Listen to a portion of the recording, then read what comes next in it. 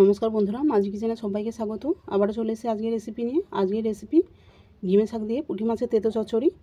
যার কারণে আমি কী নিয়েছি, আমি নিয়েছি বিচে কলা, রাঙালু, বেগুন, গোলালু, চেরা কাঁচা লঙ্কা, পেঁয়াজ, মটরশুঁটি, ঘিমে শাক, আর এখানে ভেজে রাখা পুঁটি মাছ,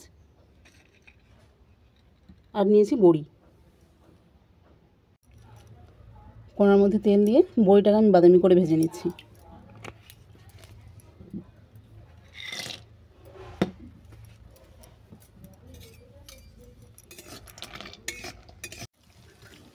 দেখো বড়িটা বাদামি করে ভাজা হয়ে গেছে, এটা আমি তেল থেকে নামিয়ে নিচ্ছি।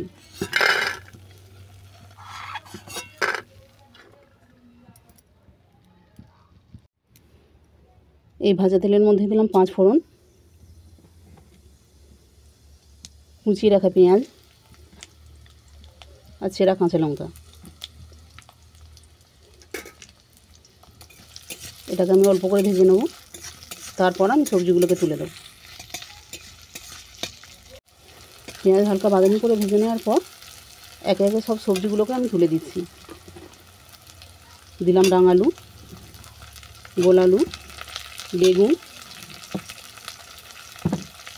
ভিজে কলা।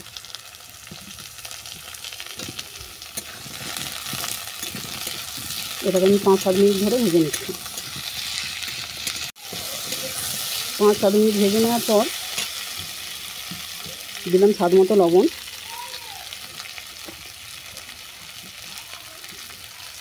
হলুদ, ঘিমে শাক দিয়ে আমি আরও কিছুক্ষণ এটাকে ভেজে নেব। আরও কিছুটা ভেজে নেওয়ার পর দেবো লঙ্কার গুঁড়ো। যতটা আমার ঝালের প্রয়োজন সেটা আমি দুভাগে ভাগ করে নিলাম। কিছুটা দিয়েছি চেরা কাঁচা লঙ্কা আর কিছুটা দিলাম শুকনো লঙ্কা। সব সবজি ভালো করে কষিয়ে নেওয়ার পর দিলাম পরিমাণ মতো জল।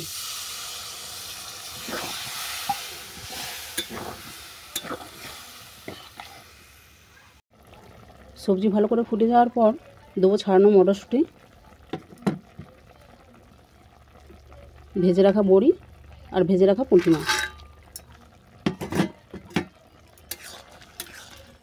এটাকে আমি নেড়ে চেড়ে একটা ডিশ ঢেকে দেবো 5 মিনিটের জন্য।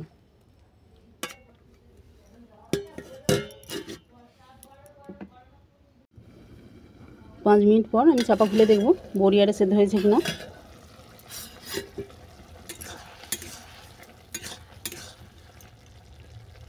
দেখো বড়ি আরে ভালো করে সেদ্ধ হয়ে গেছে।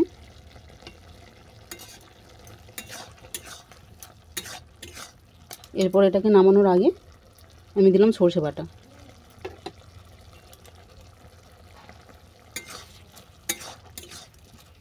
সরষে বাটা দিয়ে অল্প করে নেড়ে চেড়ে আমি এটাকে নামিয়ে নেব।